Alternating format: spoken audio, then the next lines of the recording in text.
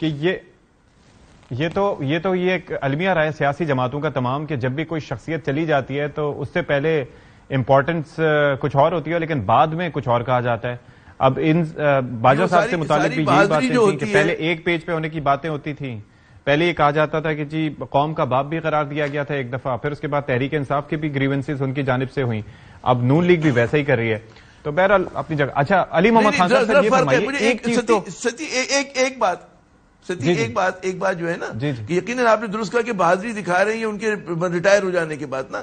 دیکھیں ایک فرق ہے, پی ٹی آئی اور فوج جب ایک پیج پہ تھی تو پی ٹی آئی بڑے فخر سے بات کرتی تھی. اب جو آخری دور تھا باجوہ صاحب کا, اس میں کچھ ایسی باتیں ہوئی کہ باجوہ صاحب عمران سے ناراض ہوئے اور عمران صاحب جو ہے باجوہ سے ناراض ہوئے. تو وہ ایک دور تھا کہ ہم آہنگی تھی, دوستی تھی. ایک تھا کہ جی اختلافات ہوئے, اختلافات کی بنیاد ہمیں پتہ ہے کیا ہے کہ جناب نون لیگ کو جو کنسیشن ملے اور ان کے کیسز کو جو ریپ اپ کیا گیا, یہ بڑی وجہ ہے. تو جاتے جاتے باجوہ صاحب سے جو غلطی ہوئی, انہوں نے اپنے اچھے کاموں کو بھی رد کر دیا. ان کا جو پورا کیریئر تھا اس کی وجہ سے آپ دیکھیں کہ نہ خدا ہی ملا نہ وصال صنم. پی ٹی آئی بھی تنقید کر رہی ہے اور جناب نون لیگ بھی تنقید کر رہی ہے, لیکن ہدف ان کا جو ہے نون لیگ کا وہ پاکستان آرمی ہے, کیونکہ نواز شریف کے ذہن میں بہت زیادہ بغض ہے دل میں. ان کو ہمیشہ سے یاد ہے کہ جی آصف نواز سے ان کا جھگڑا ہوا تھا, جہانگیر کرامت سے ان کا جھگڑا ہوا تھا, پرویز مشرف صاحب سے ان کا جھگڑا ہوا تھا, راحیل شریف سے ان کا جھگڑا ہوا تھا, اور باجوہ صاحب کو انہوں نے معاف نہیں کیا. گو کہ باجوہ صاحب نے احسانات کیے, گو کہ باجوہ نے آخر میں کریکٹ کرنے کی کوشش کی, لیکن انہوں نے ان کو معاف نہیں کیا. اور ان کا ناز صرف شخصیتوں سے نہیں ہے, ان کا ناز جو ہے میں دعوے کے ساتھ کہتا ہوں, لکھ کے دینے کو تیار ہوں, یہ ہمارے انسٹیٹیوشن کے ساتھ ہے. یہ بدلہ لے رہے ہیں, اور جو کچھ ان کی پالیسیز آپ دیکھیں تو کہ چل کیا رہی. ڈار صاحب نے کیا کیا اس ملک کے ساتھ, ان کے انیکشن نے معیشت کو گٹنیوں لے کر آ گئے.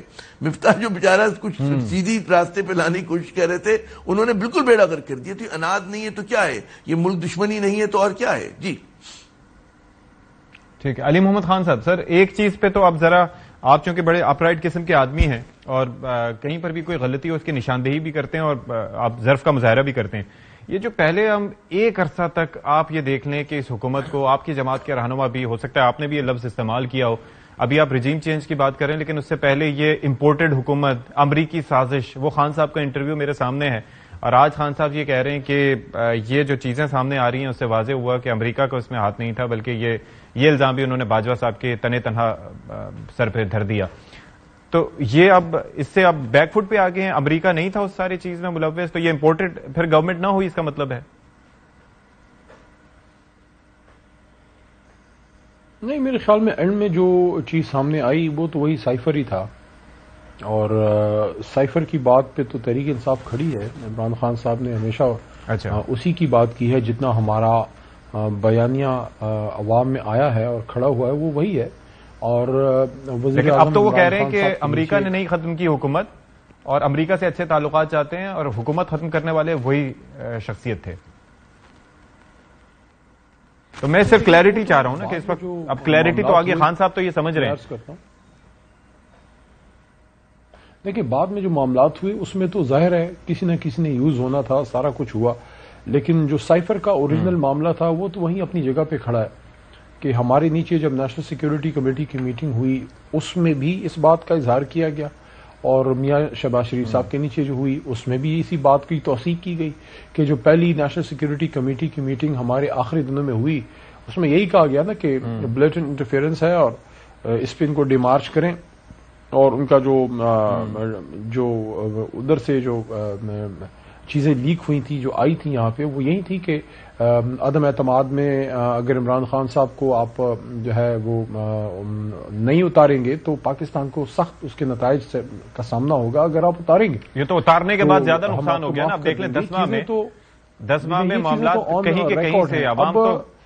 اب ایک بات اس میں جو ہے نا اشفاق صاحب یہ ہے, آپ کے 1-2 پروگراموں میں پہلے بھی اس پہ بات ہوئی ہے, آپ کے مارننگ شو میں بھی اس کا شاید میں جواب دے چکا ہوں پچھلے ہفتے یا اس سے پہلے, کہ عمران خان صاحب نے اس کا اظہار یہ کیا ہے کہ اگر ہماری حکومت انشاءاللہ بنتی ہے تو ہم سائفر معاملے کو لے کے امریکہ سے ایک دشمنی کا وہ تو نہیں پیدا کریں گے. ہم تو ملکی معاملات چلانے کے لیے آپ نے ان سے بات تو کرنی ہے, لیکن اس بات کو بارہا خان صاحب واضح کر چکے ہیں کہ جو ہماری پالیسی تھی اب بھی وہی ہے، اور وہ پالیسی کیا ہے؟ وہ یہی ہے کہ ہم آپ سے دوستی کا ہاتھ بڑھائیں گے، لیکن ہم آپ کے سامنے جو ہے اس طرح کی تابعداری وہ نہیں کریں گے. That will won't Pakistan would not become a لیکی.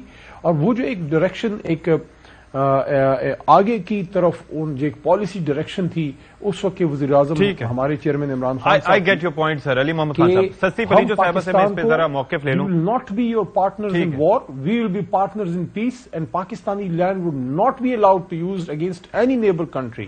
تو وہ تو ہماری وہی ہے کہ دوستی ہے، لیکن غلامی جو ٹھیک ہے. علی محمد خان صاحب ذرا میں سستی پلیجو صاحبہ سے اس پہ ان کا موقف لے لوں. سستی پلیجو صاحبہ، آپ کا اس پہ موقف کیا ہے؟ آپ سمجھتے ہیں کہ ٹھیک ہے واقعتاً ایک تو خان صاحب کا جو اب یہ نیریٹو جس میں تھوڑا سا شفٹ آیا ہے آئی وڈ سے پولائٹلی، تو آپ کو لگتا ہے کہ یہ واقعتاً ایسا ہی ہے یا پھر چیزیں آگے جا کے چینج ہوں گی؟ اور یہ جس طریقے سے غلامی کی ہم بات کرتے ہیں کہ ہم غلامی نہیں کریں گے امریکہ کی یا کسی کی بھی، پریکٹیکلی اسپیکنگ اس کے لیے تو ہمیں اپنی معیشت کو خود کفالت کی طرف لے کے جانا پڑے گا.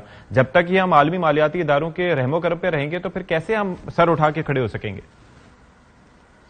آپ نے وجہ فرمایا سفیر صاحب، آپ نے کہا کہ شفٹ آئی ہے ان کے جو ہے قرضے بھی لیے ہیں ان کے. علی محمد خان صاحب میں سستی صاحبہ سے جواب لے رہا ہوں اس کا، لیکن شفٹ نہیں ہے یہ سستی پلیجو صاحبہ سے جواب لے رہا ہوں. یہ بہت بڑی تبدیلی ہے جیسے کہ عموماً ہم ایکسپیکٹ کرتے ہیں کہ خان صاحب آج جو بات کر رہے ہیں کل کتنا اس پر کھڑا رہتے ہیں. بہرحال ان کی اپنی سیاست ہے، ان کا اپنا بالکل ان کے ووٹرز بھی ہیں، سپورٹرز بھی ہیں، لیکن جہاں تک ملک کے حوالے سے بات آتی ہے تو آئی ایم ایف کے حوالے سے دیکھیں پی ٹی آئی گئی تھی اور ہم نے بھی پروٹیسٹ کیا تھا بہت ساری چیزوں پہ، لیکن اس وقت جہاں معاشی معاملات میں پاکستان کی پوزیشن ہے اس سے ابھی پرسوں ہی چیئرمین بلاول صاحب نے جو یہاں ٹائم کانفرنس میں انٹرنیشنل کانفرنس میں جب وہ اسپیچ کر رہے تھے دوسری جگہوں پہ، اس دن بھی اور کل بھی انہوں نے یہ بار بار کہا کہ آئی ایم ایف کو ریویو کرنا چاہیے اور اتنا بار نہیں ڈالنا چاہیے جو کہ پاکستان کی سکت سے باہر ہو. دیکھیں جب یہ بات کرتے ہیں نا ڈیفینس کی یا پاکستان کے سرحدی اس کو اسٹرینتھ کرنے کی، تو اس وقت بھی انڈیا کی پوری میڈیا دیکھ لیں. I try to keep an eye on